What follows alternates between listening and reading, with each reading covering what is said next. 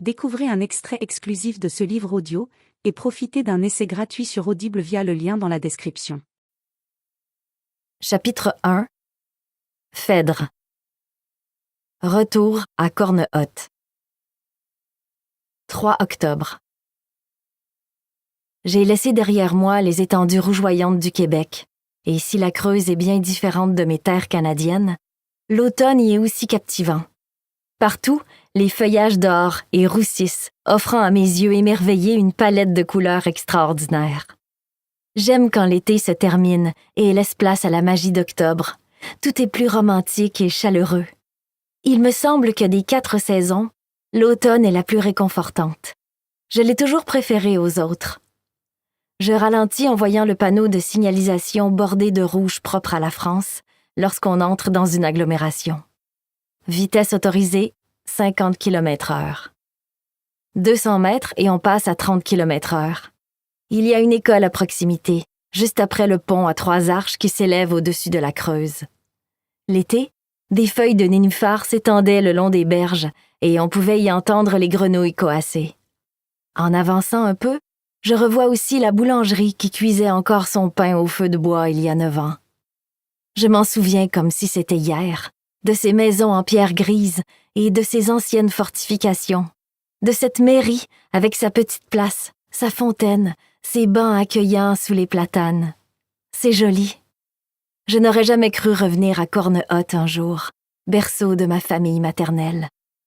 La dernière fois, c'était en 2016, un 24 juillet, où le ciel était immensément bleu, où il faisait assez chaud pour se baigner dans la rivière et où le peu de famille que j'avais a volé en morceaux.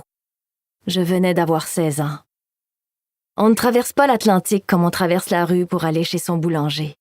Nous ne venions déjà pas très souvent à Cornehotte avec ma mère. Mais après la dispute qui a éclaté entre elle et ma tante, nous n'y avons plus jamais mis les pieds. L'histoire, elle n'est pas des plus belles à raconter et pourtant, elle est vieille comme le monde. Un Alzheimer, un enterrement, un héritage dilapidé avant l'heure par une fille aînée et une cadette folle de colère et d'injustice, qui se retrouve sur la paille sans avoir eu son mot à dire. Pas mes oignons, m'avait dit un jour une copine de classe quand je suis retournée au Québec. C'est l'affaire des adultes, et les adultes sont souvent très cons quand il s'agit d'argent. Peut-être, mais ça a quand même conditionné pas mal de choses. Je n'ai plus jamais parlé à ma tante après ça.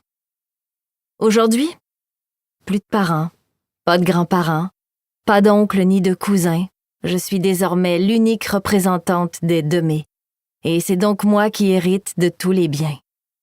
Quelle ironie du sort. Ma mère doit se retourner dans sa tombe. Cela dit, il faut que le testament soit sacrément en ma faveur pour que j'aie accepté de revenir dans le coin.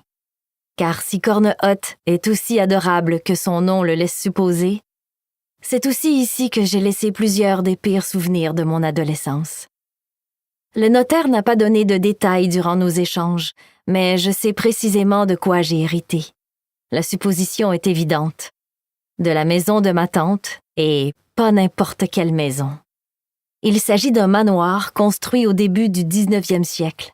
Le genre de bâtisse inaccessible qu'on ne voit que dans les films ou le long des routes de vacances, et dans lesquelles on rêve de vivre. Le type de domaine que la plupart des gens ne pourront jamais s'offrir.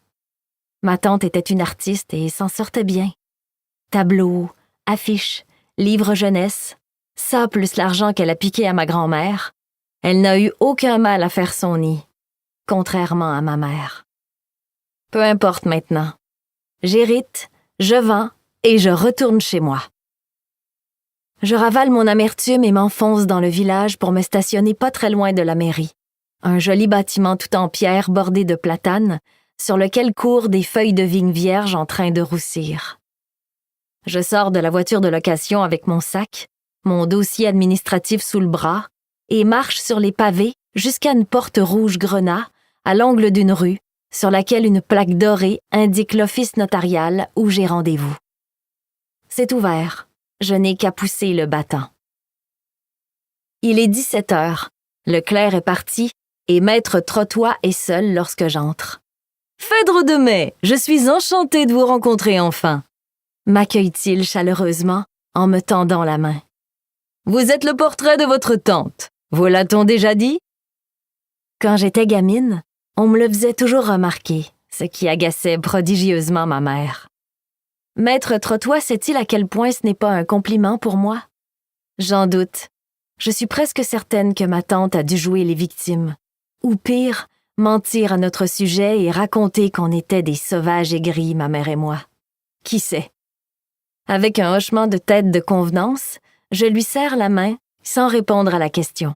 « Bonjour, maître. » Ce n'est pas la porte à côté, alors je suis ravie que vous ayez pu faire le déplacement. Prenez une chaise, je vous en prie. Vous logez à Corne-Haute ce soir? Non, à Guéret, du moins pour cette nuit. Alors je vais faire en sorte que ce ne soit pas long.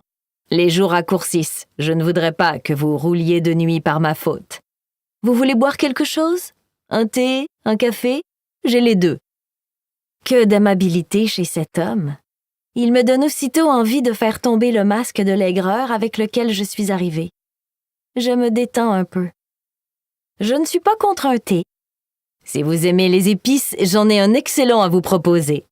Avec des biscuits, il est absolument délicieux. Comment refuser? À mon avis, des rendez-vous notariaux comme celui-ci, il ne doit pas en exister beaucoup. Maître Trottois semble être la gentillesse incarnée. Je profite toujours de ce que les saisons ont de meilleur à offrir, annonce-t-il en déposant un sachet de tissu dans une tasse. Pommes, noix et cannelle. L'automne est un bijou. Comment ne pas sourire, franchement? Je suis de votre avis. C'est aussi ma saison préférée. Alors vous allez adorer vivre à Corne-Haute. Ici, l'automne est plus beau que nulle part ailleurs.